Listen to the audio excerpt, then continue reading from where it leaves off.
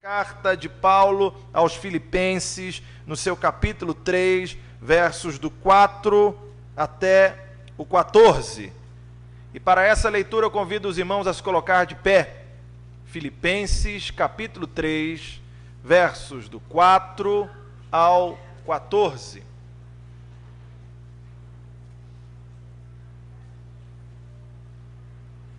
Carta de Paulo aos Filipenses,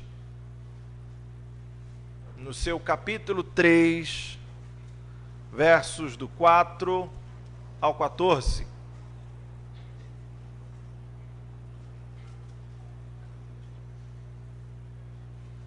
Assim diz a palavra do Senhor: bem que eu poderia confiar também na carne, diz o apóstolo Paulo. Se qualquer outro pensa que pode confiar na carne, eu ainda mais, circuncidado ao 8º dia, da linhagem de Israel, da tribo de Benjamim, hebreu de hebreus, quanto à lei fariseu, quanto ao zelo perseguidor da igreja, quanto à justiça que há na lei irrepreensível.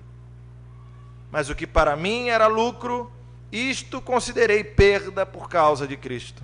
Sim, deveras considero tudo como perda, por causa da sublimidade do conhecimento de Cristo Jesus, meu Senhor, por amor do qual perdi todas as coisas e as considero como refúgio para ganhar a Cristo e ser achado nele, não tendo justiça própria que procede da lei, senão a que é mediante a fé em Cristo, a justiça que procede de Deus, baseada na fé, para o conhecer e o poder da sua ressurreição, e a comunhão dos seus sofrimentos, conformando-me com ele na sua morte, para de algum modo alcançar a ressurreição dentre os mortos. Não que eu o tenha já recebido ou tenha já obtido a perfeição, mas prossigo para conquistar aquilo para o que também fui conquistado por Cristo Jesus. Irmãos, quanto a mim, não julgo havê-lo alcançado, mas uma coisa faço, esquecendo-me das coisas que para trás ficam e avançando para as que diante de mim estão, prossigo para o alvo, para o prêmio da soberana vocação de Deus em Cristo Jesus. Que o Senhor nos edifique e nos abençoe com a leitura e com a proclamação de sua santa palavra. Alguns dias atrás, em outubro, nós celebramos os 496 anos da Reforma Protestante. Você já deve ter ouvido essa história inúmeras vezes.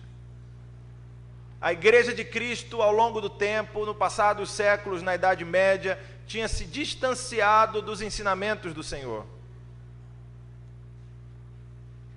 chegando ao cúmulo, no final do século XV, de se vender benefícios espirituais.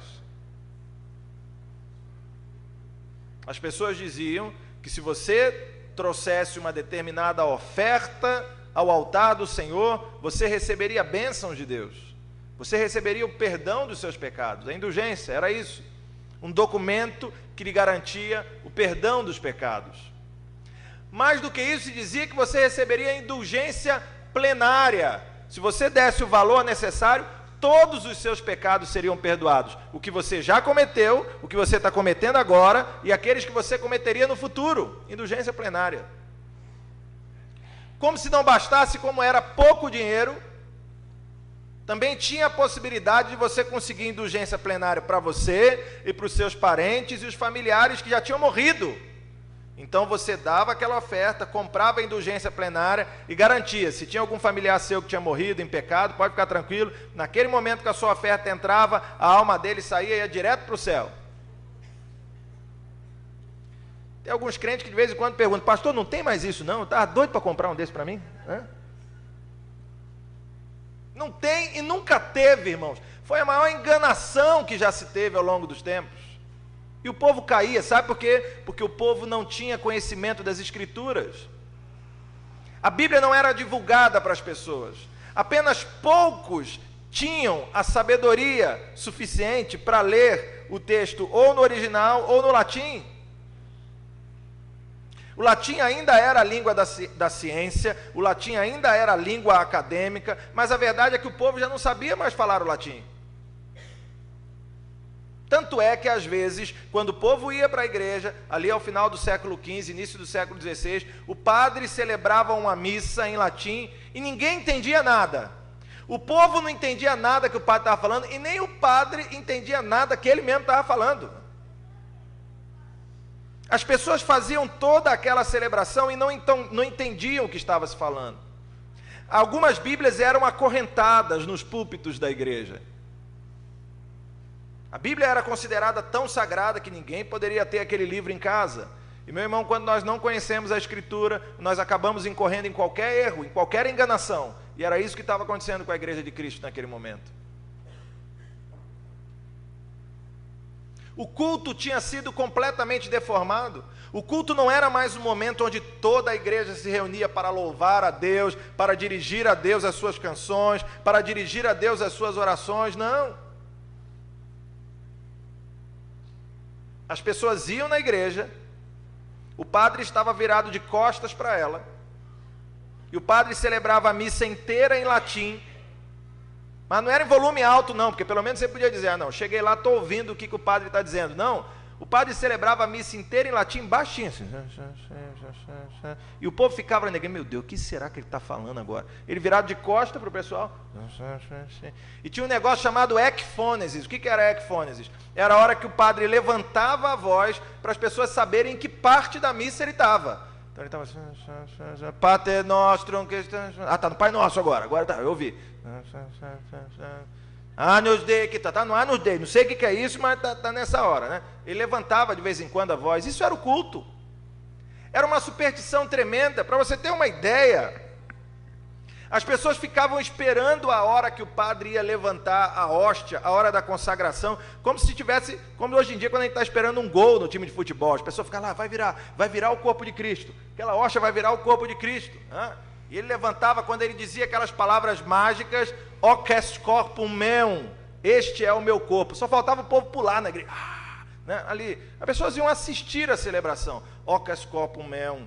Aquilo era palavra mágica, tanto era que as crianças brincavam de padre no dia a dia. Eu sou mágico, aqui, ocus corpus meum. Não sabiam falar aquilo, virou ocus pocus, né? É por isso que até hoje, quando as crianças vão brincar de mágica, elas falam ocus pocus. Vem de hoc est corpum meum, este é o meu corpo. Aquilo era uma brincadeira, aquilo não era o culto do Senhor.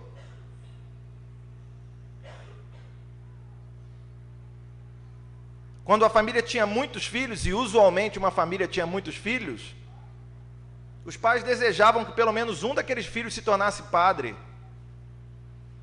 Mas não era para servir ao Senhor, não era para bendizer ao Senhor. Sabe por quê? É porque talvez ele tivesse a chance de se tornar bispo, e um bispo era uma posição muito rentável na Idade Média, ia dar muito dinheiro para a família.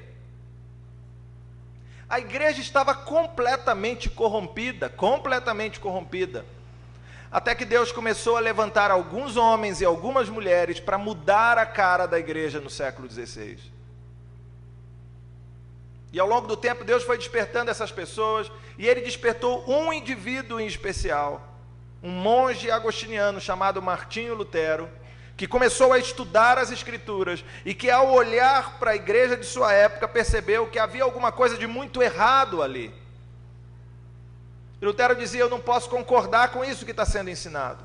Eu não posso concordar com essa ideia de que nós podemos comprar a nossa salvação, podemos comprar o perdão da nossa alma. Eu não posso concordar com isso, que as indulgências podem ser vendidas. E ele resolveu fazer um debate público sobre as indulgências. Então, no dia 31 de outubro de 1517, ele escreveu 95 teses sobre as indulgências, dizendo por que não podia concordar com aquilo segundo a Bíblia, e pregou aquele papel nas portas da igreja de Wittenberg. Aquele simples ato gerou uma série de desdobramentos que levaram Lutero e vários outros cristãos a serem expulsos da igreja católica e assim criarem um movimento protestante, a igreja evangélica no século XVI. Outros homens se seguiram a Lutero, continuando essa história. Para Lutero, o tema central era o tema da justificação pela fé. Ele dizia: nenhuma obra que eu e você fizermos pode nos dar a salvação. Nem se você der dinheiro para a igreja, nem se você fizer uma bondade, nada disso pode nos dar a salvação. Nós somos justificados pela fé. É a fé em Jesus Cristo que nos abre o caminho para a salvação. Mais tarde, um outro grande reformador, alguns anos depois, João Calvino, em Genebra, na Suíça, vai dizer: sim, Deus está no controle da salvação. A soberania de Deus era o ponto-chave no pensamento de João Calvino. E tanto a justificação pela fé quanto a soberania de Deus, essas duas perspectivas podem ser resumidos em um dos lemas da reforma: somente a graça de Deus. Você se lembra, em outubro do ano passado, nós fizemos uma série de mensagens aqui na igreja, chamada Em Reforma para Melhor Atendê-lo, e nós falamos dos 5 pontos centrais da reforma: somente a graça, somente a fé, somente Cristo, somente as Escrituras, somente a glória de Deus. Essas expressões são conhecidas como as 5 solas. Não tem nada a ver com os sapatos que Lutero usava, né? É por causa da forma como é narrado em latim: sola gratia, sola fide, solus Christus, sola Scriptura, soli Deo gloria. Somente a glória de Deus. E hoje, passados 496 anos desse movimento, hoje, o que nós temos para lembrar sobre isso?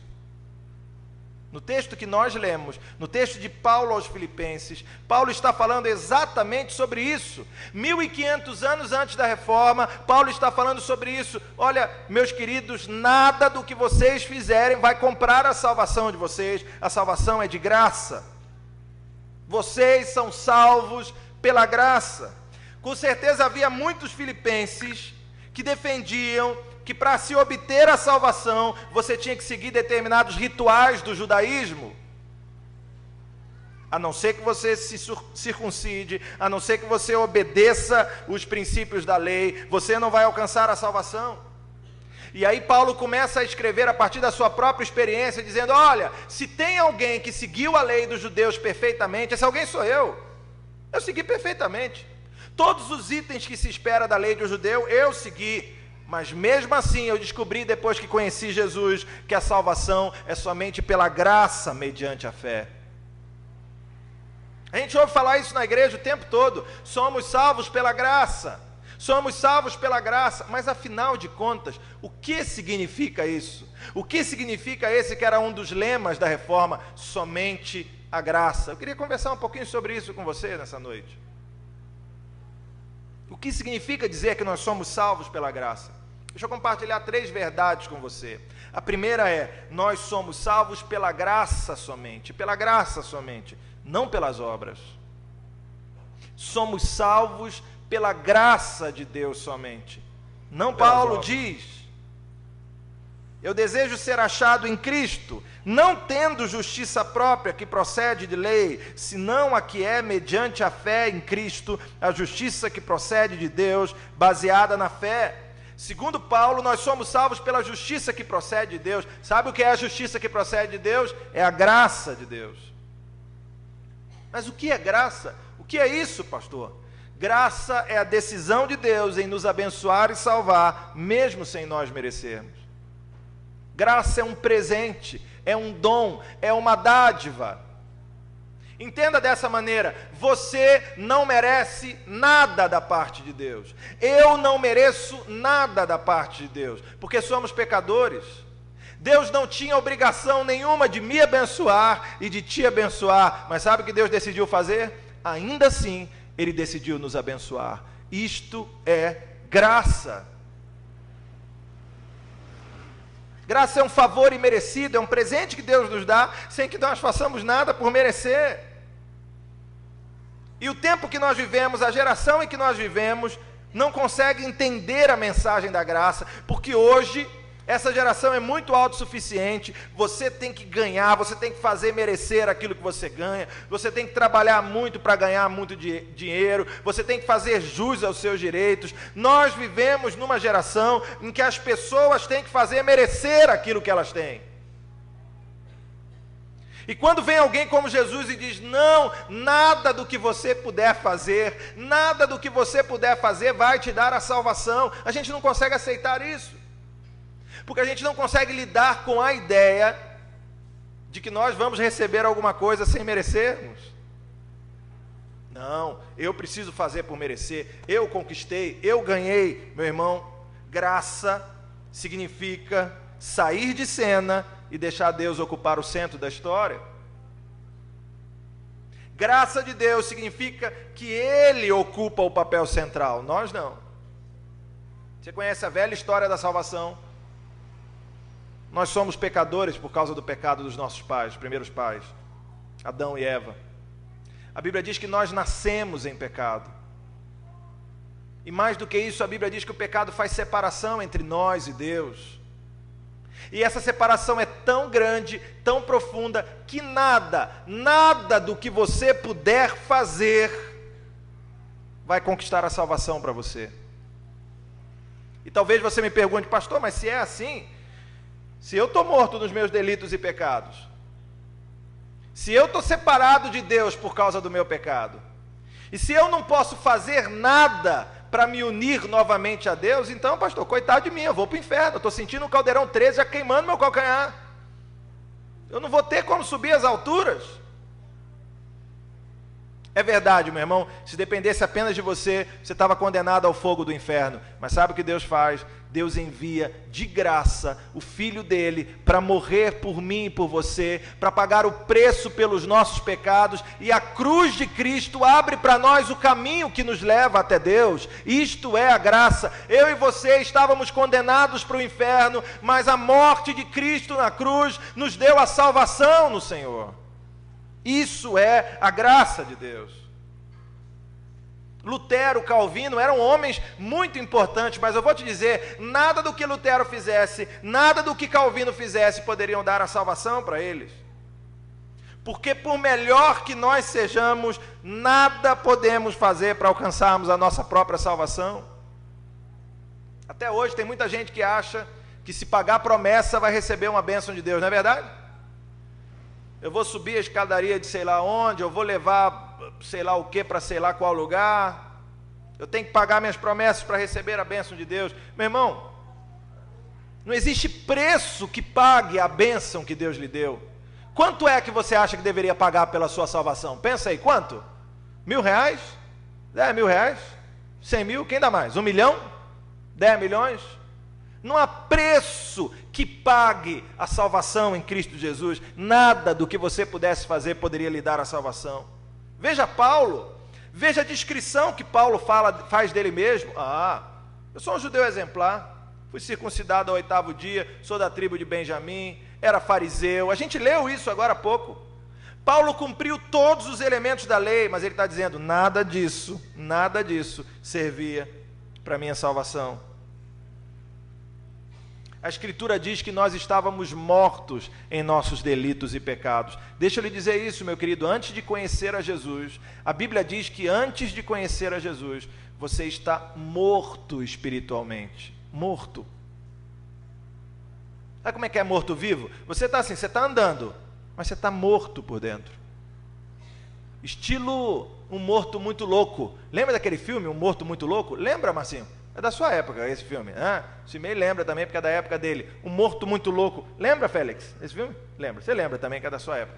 Você não lembra desse filme, irmão? É aquele, o sujeito morreu e eles não sabem o que fazer com o corpo, e aí eles têm que ficar levando o corpo do morto de um lado para o outro. Eles botam um óculos escuro no morto, fica segurando ele, e quem vê pensa que o morto está vivo, porque eles balançam ele para cá, balança para lá, balança. Um morto muito louco, coloca, leva de um lado para o outro. Teve uma ocasião em que eu me lembrei muito desse filme, o presbítero Félix estava presente nessa ocasião, ele há de se lembrar. Falou, lembra quando você passou mal lá no Rio? Você lembra, Félix? Não? Você lembra? Eu não vou contar aqui para a igreja, porque depois os irmãos podem perguntar. Presbítero Félix, eu vou contar, estava passando mal lá no Rio, quando teve os 150 anos da Igreja Presbiteriana do Brasil, e nós fomos num rodízio de pizza lá em Copacabana, e o presbítero Félix, eu acho que enfim, se encantou com aquelas pizzas e passou mal. Falei, Senhor, lá no metrô ele está passando mal, veio para cá, nunca viu o Félix dançar. Falei, bem, tá, para cá. Falei, meu Deus, está passando mal. Fomos lá chamar alguém do metrô, trouxeram a cadeira de rodas, colocaram o Félix. Falei, só que o menino estava suando frio ali, né? Falei, meu Deus do céu, se o senhor morrer, como é que eu vou fazer com a Márcia? Falei, meu Deus do céu. O homem, eu falei, ele está passando mal, meu filho. Então nós vamos levar lá para a enfermaria. Mas eu acho que ele achou que o Félix estava passando muito mal, porque ele foi com a velocidade com a cadeira de roda, que levava para um lado, levava para o outro. Eu só vi ele pulando na cadeira de roda. Naquele momento eu me lembrei desse filme, Um Morto Muito Louco.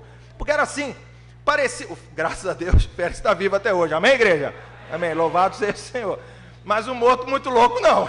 Ele estava morto. A turma levava, segurava o morto para cá, segurava para lá, e a gente ri, mas é exatamente assim que nós estávamos antes de conhecer a Jesus Cristo. A Bíblia diz que quem não conhece a Jesus Cristo, conversa com os outros, come, bate papo, vai de um lado para o outro, vai trabalhar, chega em casa na família, mas está morto espiritualmente. Você deve conhecer pessoas assim, que vivem a sua vida, que levantam no dia a dia, mas que estão mortos espiritualmente. Meu irmão, um morto não pode fazer nada. Tem um programa que eu acho de uma profundidade filosófica e espiritual muito grande na televisão, que são as pegadinhas, né? Eu não sei se vocês já viram aquelas pegadinhas, é de uma profundidade muito grande. E tem uma que eu acho tremenda, que é aquela que eles contratam o pessoal para servir cafezinho no cemitério, ali nas capelas do cemitério. Não sei se você já viu essa pegadinha. A turma está lá servindo. Qual é o trabalho? O trabalho é servir cafezinho para o pessoal na capela. E aí está o morto ali, né, deitadinho, e a pessoa começa, coitado, com medo danado, que está o morto ali do lado, começa, você quer um café? Aceita um café? Aí o parente, não quero não. Chega para o outro, Silvio, quer um café? Não quero. Chega para o outro, fulano, você quer um café? Não quero. Aí a pessoa fica até sem graça, fala, caramba, eu fui contratado para servir café e ninguém quer o café. E o morto que está deitado, que não é um morto, é um ator convidado, de repente levanta e fala que assim, ela não quer, mas eu quero, né? Meu amigo, o pessoal joga café em cima do morto, né? É uma tristeza, né? Por quê? Porque morto não levanta, morto não toma café, morto não pode fazer nada por ele mesmo. Você está entendendo o que eu quero dizer? Quando você não conhece Jesus, você está morto espiritualmente. Você não pode fazer nada pela sua salvação. Você não pode fazer nada, mas Deus pode fazer alguma coisa pela sua salvação. E a Escritura diz que quando nós estávamos mortos nos nossos delitos e pecados, Deus nos deu vida, vivificou o nosso coração. Todos nós pecamos, todos nós somos destituídos da glória de Deus. E a não ser que a graça do Senhor nos alcance, nós não vamos nos encontrar com Deus em Jesus Cristo. Nós somos salvos pela graça somente, não pelas obras. Por isso, meu irmão, louve ao Senhor pela sua graça bendita. Quero compartilhar uma segunda verdade com você. Esta graça de Deus em nossas vidas opera uma mudança radical nos nossos corações. Como eu disse, a Bíblia diz que nós estávamos mortos em nossos delitos e pecados. E a graça do Senhor opera uma mudança, traz vida a um coração que estava morto. Para usar a metáfora da Escritura, um coração de pedra é transformado num coração de carne. Você já viu isso acontecer com alguém? Eu conheço vários casos assim. Pessoas que faziam piada com os crentes. Pessoas que diziam que crente era tudo trouxa, porque pastor. Eu acho muito engraçado esse negócio de dar dinheiro para o pastor. Pastor, coitado, não está sempre duro, mas não, vai dar dinheiro para o pastor, né? Não, vai dar dinheiro para o pastor. Eu sou filho de pastor, sei como é que é, meu filho, ser pastor não é mole não. Mas a pessoa, crente é tudo trouxa, vai dar dinheiro para o pastor. Não sei como é que pode você ficar seguindo esses crentes aí.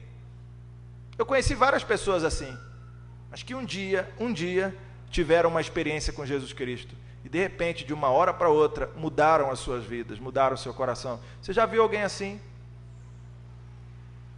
Alguém que era um adúltero e aí se encontrou com Jesus Cristo, se tornou um marido exemplar, uma esposa exemplar. Alguém que tinha uma vida completamente desestruturada e aí encontrou-se com Jesus Cristo e teve a sua vida curada por Ele. Você conhece alguém assim? Eu conheço muitas pessoas assim. Sabe o que é isso? Isso não é treinamento pessoal que faz a pessoa ficar melhor.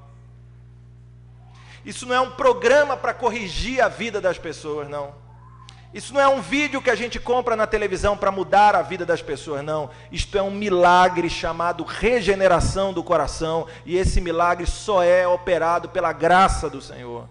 Um dia Deus operou esse milagre no meu coração e me tornou um filho de Deus. E se você serve ao Senhor, um dia Deus operou esse milagre no seu coração também. A graça de Deus opera uma mudança radical em nós, muda o nosso coração. Paulo considera tudo o que ele tinha vivido antes da experiência com a graça de Cristo como se fosse refúgio. O texto bíblico diz que todas aquelas coisas, se você está com a sua Bíblia aberta em Filipenses 3, todas aquelas coisas que eram muito importantes para Paulo, no verso 8 diz: sim, deveros considera tudo como perda, por causa da sublimidade do conhecimento de Cristo Jesus, meu Senhor, por amor do qual perdi todas as coisas e as considerei como refúgio. Está vendo o que Paulo está dizendo? Tudo aquilo que eu tinha antes de conhecer o Mestre, para mim, é refúgio. Sabe o que significa a palavra lá no original em grego? Excremento, estrume. Perdão da expressão, irmão, cocô. É isso que Paulo está dizendo? Tudo que eu tinha antes, tudo que eu achava a coisa mais importante do mundo, tudo que eu achava a coisa mais bela e significativa do mundo, Paulo diz: agora para mim isso não serve para nada, porque Deus operou uma mudança na minha vida. O que antes era lucro, agora é perda. Antes você considerava a coisa mais importante do mundo ficar até altas horas bebendo, se embriagando, mas agora você sabe que não há nada mais importante do que seguir o Mestre. Antes você achava que a coisa mais importante era trair o seu esposo, trair a sua esposa e encontrar amor em outro lugar que não no seu lar, mas agora você sabe que nada é mais importante do que seguir a Cristo. Antes você achava que a coisa mais importante era ser o dono do seu próprio nariz, ainda que para isso você tivesse que pisar em cima das pessoas, ainda que para isso você tivesse que humilhar as pessoas, ainda que para isso você tivesse que dar rasteira nas pessoas. Não, eu preciso ser o dono da minha vida, eu preciso ser o dono da minha existência, até que você conheceu a Jesus e tudo isso se tornou refúgio para você. Sabe quem faz isso? A graça de Deus faz isso no nosso coração. Deus nos salva pela sua graça através da regeneração. Ele muda o nosso coração. E isso opera uma mudança radical das nossas vidas. Eu tinha um professor de teologia sistemática no seminário, reverendo Aproniano. Duas coisas eu me lembro muito dele. Uma é que ele era a cara do mestre dos magos. Lembra do mestre dos magos? O reverendo Aproniano era já falecido já. Era a cara dos mestres dos magos. Às vezes ele estava falando, além dele ser a cara do mestre dos magos, baixinho, carequinha, cabelinho branco aqui, branquinho, além de tudo, às vezes ele estava falando: isso aí é uma questão de teologia. Aí a gente virava para o lado, tá vendo que é reverendo Aproniano? Quando virava para ele, não estava mais lá, igual o mestre dos magos. Ele saía de repente da sala assim, né? Como é isso? Outra coisa que eu me lembro do reverendo Aproniano era quando ele ia falar sobre isso, sobre regeneração. Ele dizia assim: olha, você já experimentou dar uma comida fresquinha para o urubu? Já experimentou? Faz o seguinte, prepara uma lasanha, aquela bem gostosa. Vamos começar a falar de comida, vamos, irmão, em nome de Jesus. Eu fui falar no encontro de casais esse final de semana, né? Fui lá com a Silvânia, e falaram para mim que assim: pastor, o senhor é o preletor, o senhor não precisa pagar aqui o local, e aqui funciona da seguinte maneira. Eu falei assim: meu, como é que funciona? Pode comer até morrer aqui. Eu falei: louvado seja o nome do Senhor. Amém. Louvado seja o nome do Senhor. E aí o reverendo Aproniano dizia que assim: coloca um prato, uma lasanha quentinha, aquele negócio, sabe? Pode preparar a melhor comida que você preparar e coloca do lado aqui. Do outro lado você coloca a carne podre de um animal morto. Solta um urubu, para onde ele vai? Vai para a sua comida gostosa? Vai para a podridão do animal morto. Sabe por quê? Porque essa é a natureza do urubu.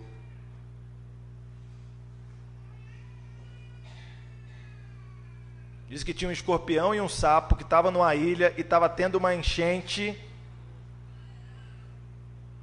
E a água tá chegando, e o escorpião e o sapo olha para o escorpião e fala: caramba. O escorpião olha para o sapo e fala: pô, me ajuda, sapo. O sapo: o que eu posso te ajudar, escorpião? Né? O que eu posso que eu posso te ajudar aqui? O escorpião fala, você sabe nadar, meu filho, eu vou ter que montar nas suas costas para você me levar do outro lado. E o sapo falou, você está louco? Eu vou deixar você montar nas minhas costas, você vai me dar uma picada e vai me matar. É louco? Ele falou, sapo, deixa de ser burro, se eu te matar eu morro junto também, né? Eu vou montar nas suas costas, rapaz. Aí o sapo olhou, falou, caramba, porque além de tudo era meio burro mesmo o sapo, né? Olhou, falou, tá certo, monta aqui. Aí o escorpião montou nas costas do sapo. O sapo deu o pulinho e começou a nadar. No meio do rio, o que o escorpião fez? Pum! Deu uma picada no sapo. E aí o sapo começou a se paralisar e antes dos dois morrerem, ele virou para o escorpião e falou assim, mas espera aí, a gente vai morrer aqui afogado, por que você fez isso? Ele disse, porque essa é a minha natureza, eu não tinha como fazer outra coisa. Meu irmão, antes de conhecer a Cristo, a sua natureza era a natureza pecaminosa. Se colocassem para você, de um lado, a coisa certa para fazer e de outro lado o pecado, o que é que você escolhia? Pecado, porque essa é a sua natureza. Mas sabe o que Deus fez em Cristo Jesus? Deus operou um milagre no seu coração e transformou a sua natureza, mudou a sua natureza. E hoje você não é mais escravo do pecado. Ele mudou o seu coração. Um urubu não tem como se mudar em outra ave, mas Deus pode transformá-la numa águia. É isso que Deus faz com a gente. Muda o nosso coração, muda a nossa natureza, regenera a nossa vida, opera uma mudança radical em nós. E o que significa isso? O que implica essa mudança? O próprio apóstolo Paulo fala em algumas coisas aqui. Ele diz, olha, Deus operou essa mudança em nós para que nós viéssemos a conhecer a Cristo. Antes eu não conhecia Jesus, agora eu posso conhecer a Cristo. Agora eu posso ter comunhão com Deus por meio de Jesus Cristo.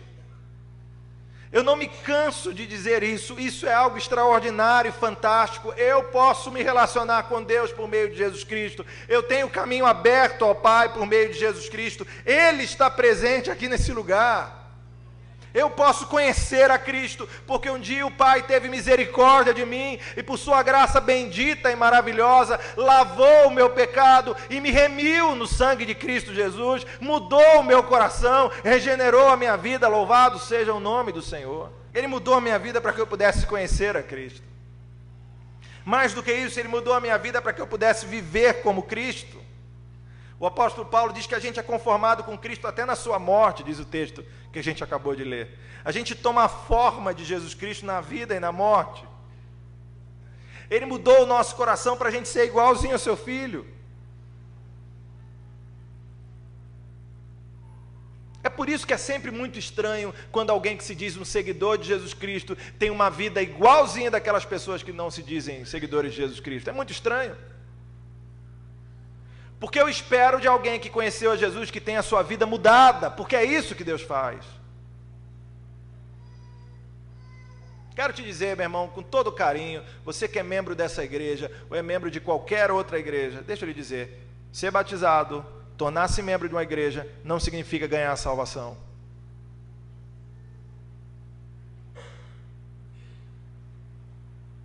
Eu digo com tristeza no coração, que quando Jesus Cristo voltar, muitos crentes com os quais nós convivemos durante anos e anos na igreja, vão passar a eternidade no inferno longe do Senhor.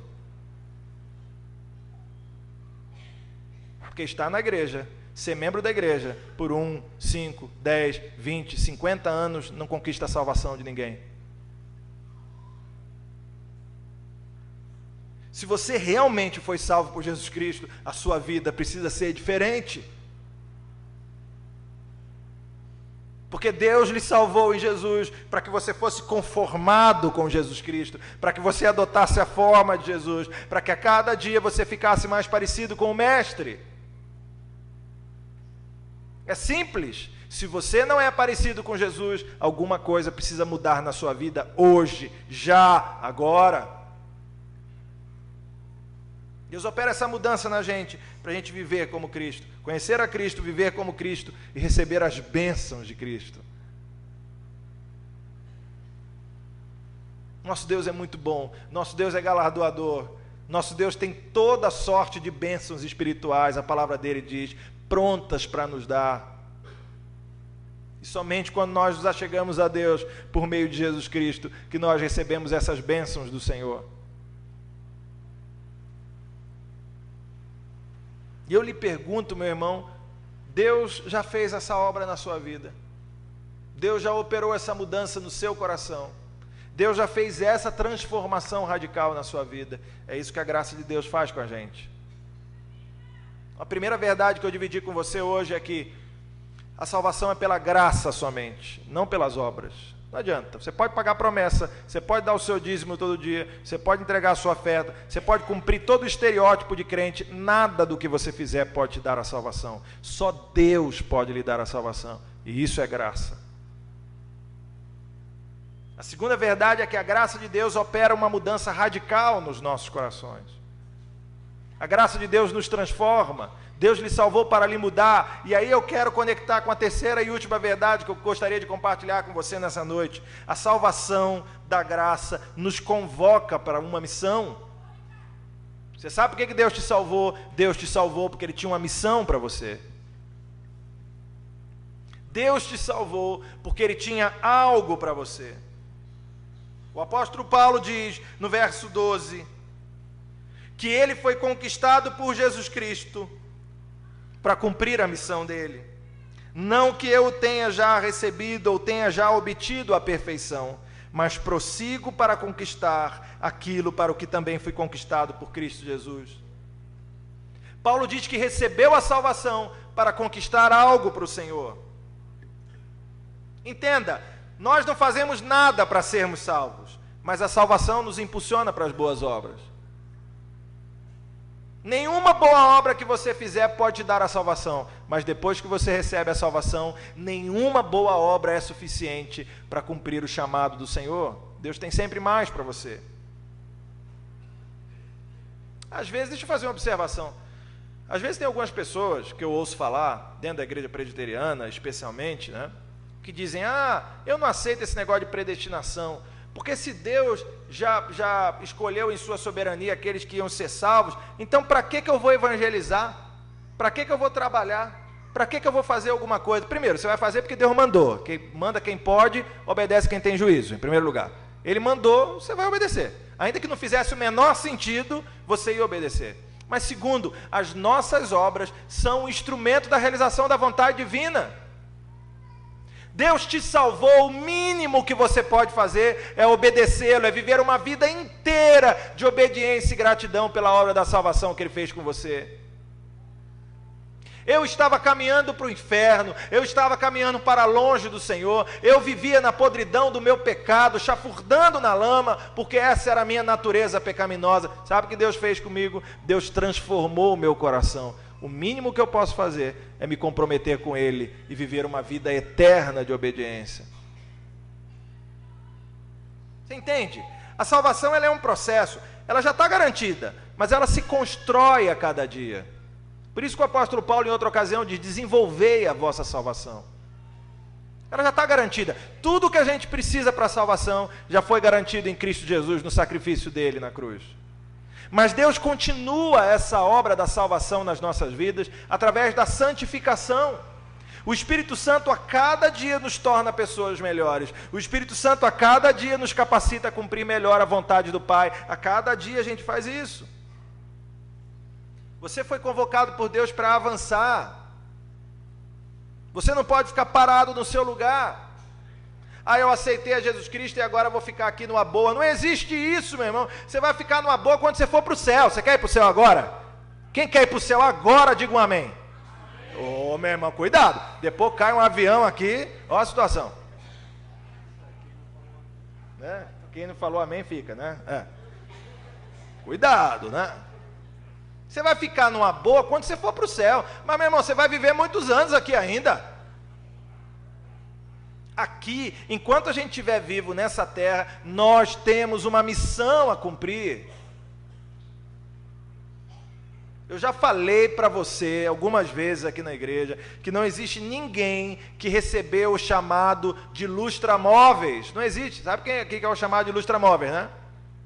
É aquele irmão que senta no banco, dá uma rebolada para ficar lustrando o banco da igreja. O que você faz na igreja? Eu lustro o banco. Eu sento sempre no mesmo lugar, rebola para aqui, rebola. Você não está vendo eu rebolando, mas eu estou aqui. Os presbíteros estão vendo. Rebola para aqui, rebola para lá e pronto. Estou limpando ali o banco da igreja. Esse chamado não existe, meu irmão. Ou melhor, existe, né? Mas não é só para lustrar. Se Deus te chamou para isso, lustra o banco, varre a igreja, lava, então faz o serviço completo, né? Não existe isso. Deus nos salvou porque Ele tinha para nós uma missão. Nós somos convocados por Deus para avançar. Eu quero prosseguir para o alvo, diz o apóstolo Paulo, e o meu alvo é Jesus Cristo. Eu prossigo em direção a Ele, eu quero ser semelhante a Ele, eu quero cumprir a missão que Ele me deu. E que missão é essa? De maneira muito rápida, vou compartilhar essa missão em 5 aspectos aqui. Primeiro, adorar a Deus como estilo de vida. Deus lhe chamou para adorar. Eu não consigo entender aquele crente que está o tempo todo com aquela cara para baixo, chorando. Já falei sobre isso. Crente hiena hard, né? Ó dia, ó céu, ó azar, né? Sempre aquela... pelo amor de Deus, em nome de Jesus. Tinha uma música antiga, da época do presbítero Silvio. Não sei se você lembra que dizia: se levante do chão, erga a sua cabeça. Lembra dessa? Derrota não é coisa de cristão. Bem, às vezes a gente sofre algumas derrotas na vida, é verdade. Mas o conjunto da obra é de vitória, porque nós somos feitos mais que vencedores em Cristo Jesus. A gente perde uma batalha aqui, perde outra batalha ali, mas nós seremos vencedores nessa guerra, não há dúvida nenhuma. Mas eu vejo crente que mesmo sabendo disso tem aquela cara de... Eu já falei, na hora do culto então me dá nervoso, irmão. Dá nervoso. Ainda bem que eu fico tocando violão, quando assim, né? Com exceção do culto de ceia. Você que está nos visitando hoje, né? Talvez veio pela primeira vez, a gente não usa sempre essa roupa aqui não, viu, irmão? Né? É que é o primeiro domingo, o culto com a celebração da ceia, é um culto mais formal, hoje de maneira especial, por causa da celebração dos 496 anos da Reforma. A gente está usando essa que é a roupa tradicional dos ministros calvinistas, que é a toga genebrina. E eu gosto das celebrações eclesiásticas como a Reforma, que nos fazem usar o vermelho, que é a cor dos mártires. E essa combinação vermelho e preto sempre fica muito bonita em mim. Né? São as cores do Flamengo, eu não sou culpado disso, mas né, eu acho bonito. Mas não é o objetivo, não é esse. Né? Então, mas nos outros domingos eu estou ali tocando violão. Eu acho até bom tocar violão, sabe por quê? Porque às vezes dá vontade de eu arremessar o violão em alguns irmãos em Cristo. Porque está ali louvando ao Senhor e... Irmão, com aquela cara de já morreu. Meu irmão, em nome de Jesus, a graça do Senhor lhe alcançou, a graça do Senhor lhe alcançou. Você estava indo para o inferno, Deus mudou o seu coração e hoje você vai viver para sempre com o Senhor. Louvado seja o nome do Senhor. Você foi convocado para adorar a Deus como estilo de vida. Que tudo na sua vida seja para glorificar a Deus. Que quando você acordar, você decida dizer para Deus: Deus, o que é que eu posso fazer hoje para te fazer feliz? O que é que eu posso fazer hoje para te adorar? Você foi convocado para adorar a Deus. Você foi convocado para acolher os seus irmãos, acolher uns aos outros em comunhão. Deus nos deu essa missão de criar um espaço de acolhimento. Deus nos deu a missão de fazer desta igreja um lugar onde nós possamos nos sentir em família.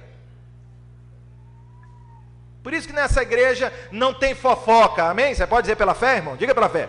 Nessa igreja não tem fofoca, amém? Se tem, a partir de hoje não vai ter mais. Nessa igreja ninguém fala mal da vida dos outros. Nessa igreja ninguém fala mal do pastor. Ninguém fala mal do pastor. Mais uma para ficar claro. Ninguém fala mal do pastor. Amém. Pastor Christian e do Fábio. Não adianta escolher um. Ah, não, falou do pastor, um só. Então, pastor Fábio não fala mal não, mas desse Christian, vai ver comigo. A igreja precisa ser um lugar de acolhimento. Deus nos convocou para isso. Deus te salvou para isso.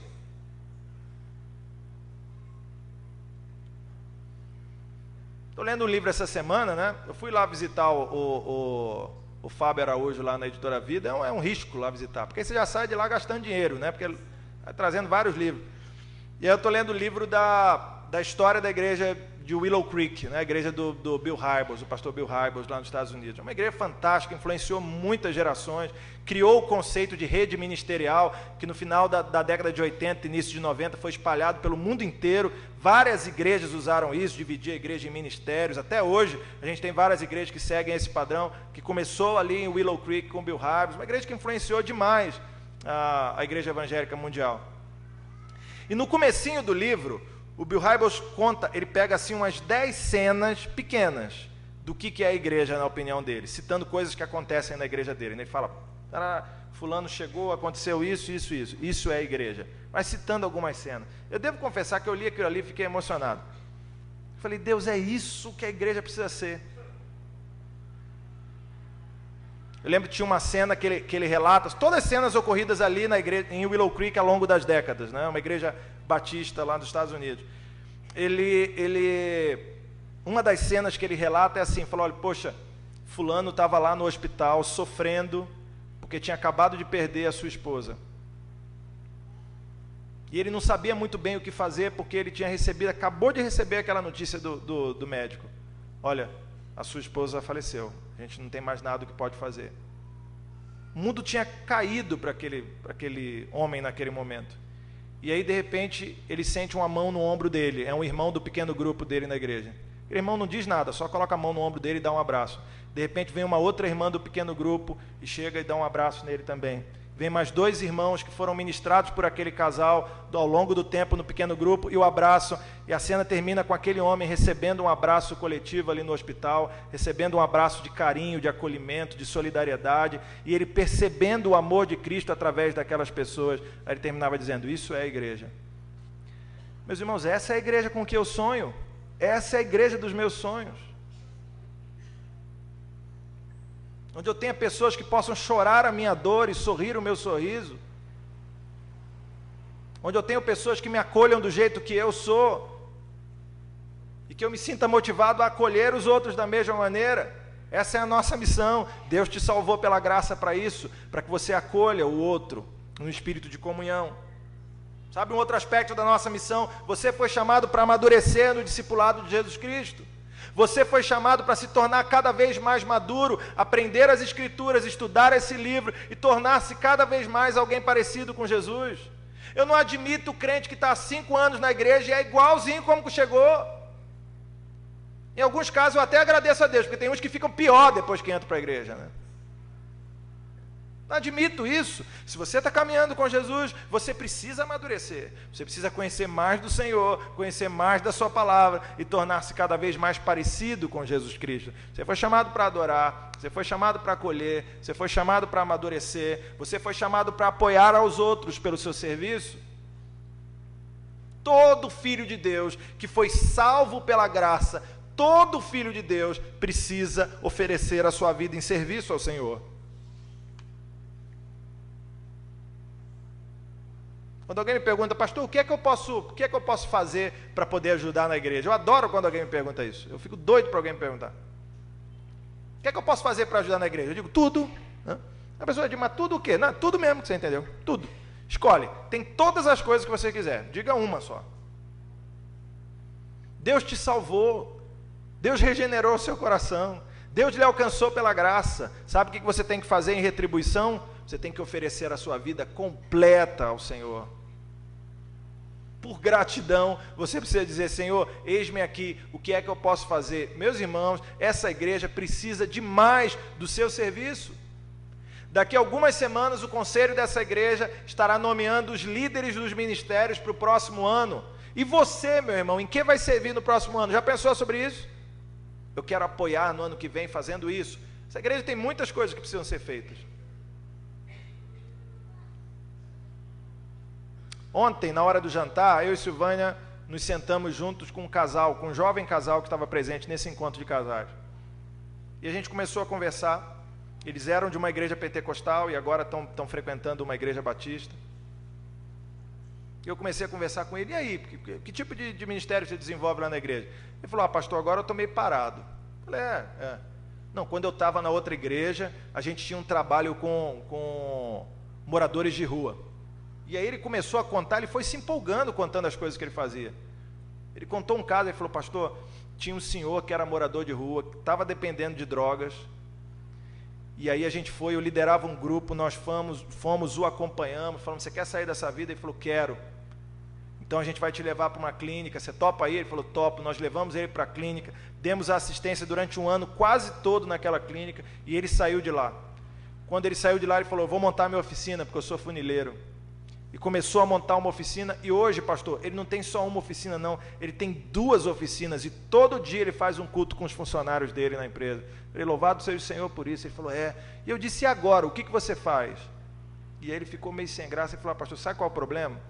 Lá na minha igreja, os jovens só querem saber de acampamento, de jogar bola, de sair para poder assistir um filme, de sair para poder comer uma pizza junto. Os jovens da minha igreja não querem saber de trabalhar, não.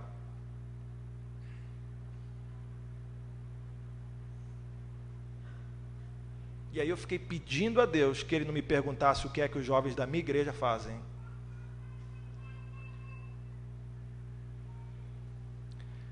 Você foi chamado por Deus para servir. Foi para isso que você foi chamado por Deus. Você foi chamado por Deus para mudar esse mundo. Deus mudou o seu coração, transformou o seu coração, regenerou a sua vida para nada mais, nada menos do que mudar esse mundo. Quantas pessoas precisam do seu apoio, precisam do seu suporte? E o que é que você está fazendo, meu irmão? Você foi convocado por Deus para apoiar os outros através do seu serviço. Nos próximos domingos eu vou dar algumas dicas sobre o que é que você pode fazer. Vou te ajudar, tá bom? A partir do próximo domingo eu vou dar algumas dicas para você do que é que você pode fazer e de que forma você pode ajudar aqui na igreja. Mas guarde isso no seu coração. Deus te chamou para apoiar os outros através do seu serviço. E por fim eu falei que ia dar 5 dicas aqui de como é que concretiza a nossa missão. Falei que você foi chamado por Deus para adorar. Eu falei que você foi chamado por Deus para acolher, para amadurecer, para apoiar. E você foi chamado por Deus para alcançar a todos com o evangelho da salvação. Você foi chamado pelo Senhor para anunciar o evangelho da salvação. Eu preciso repetir algo que eu já falei inúmeras vezes aqui. Tem amigos seus, tem familiares seus que hoje, se Jesus Cristo voltasse, iriam para o inferno. E sabe de quem é a responsabilidade? Sua é a responsabilidade. Você precisa anunciar o evangelho de Jesus. Você precisa alcançar essas pessoas para Jesus Cristo. Compartilhe do amor do Senhor. Seja você o amor de Deus presente nessas vidas. Fale de Jesus a todo tempo, em qualquer circunstância. Fale do que Deus fez com você. Fale da obra de transformação que Deus operou em você. Deus mudou o seu coração para lhe dar uma missão. O apóstolo Paulo diz, eu fui conquistado por Jesus para alcançar, para conquistar outras coisas. Eu fui conquistado por Jesus para prosseguir em direção ao alvo que é Jesus. Deus me salvou por sua graça para que eu cumprisse a minha missão. Você está entendendo o que eu estou lhe dizendo nessa noite, meu irmão? Nós somos salvos pela graça de Deus. Nós somos salvos pela graça de Deus. Não há obra, não há nada que você faça que pode lhe dar a salvação. Você é salvo pela graça somente, não pelas obras. Isso significa que se você foi salvo pelo Senhor, Ele operou uma transformação no seu coração, Ele mudou o seu coração, para que você viesse a conhecer a Cristo, a ser como Cristo e a receber as bênçãos de Cristo. Mas acima de tudo, Deus não transformou o seu coração por acaso. Deus não mudou o seu coração sem propósito. Deus transformou o seu coração, Ele salvou pela graça, para que você cumprisse a missão que Ele reservou para você. Você foi salvo pela graça de Deus, então agradeça a Deus. Nós vamos orar daqui a pouco. Diga isso para o Senhor: Senhor, louvado seja o teu nome, o Senhor me salvou. Eu não merecia a salvação, mas o Senhor me salvou. Louvado seja o nome do Senhor. Isso é tão importante que os diáconos estão até sorrindo ali na porta, de tão importante que isso é. De alegria.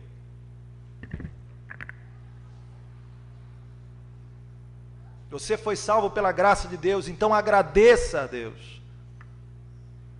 Você foi salvo pela graça de Deus, então obedeça a Deus. Cumpra o chamado do Senhor. Cumpra o propósito de Deus para a sua vida. Deus quer exatamente isso de você, que você viva uma vida de louvor e de serviço. Que você viva uma vida de gratidão a Deus, de louvor e de adoração, mas uma vida comprometida com o Mestre, uma vida comprometida com o serviço do Senhor. E a pergunta é, meu irmão, você tem vivido essa vida? Você tem respondido à graça de Deus com gratidão e obediência. Você tem respondido à graça de Deus com louvor e compromisso. Você foi salvo pela graça de Deus. Então agradeça. Você foi salvo pela graça de Deus. Então obedeça. Feche os seus olhos, vamos orar. Reflita um pouco sobre isso na presença de Deus. Agradeça ao Senhor porque um dia a graça de Deus lhe alcançou. Agradeça ao Senhor porque um dia a graça bendita de Deus transformou o seu coração.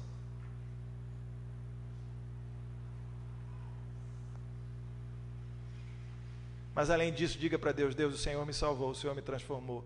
Eu quero servir ao Senhor, eu quero me comprometer contigo.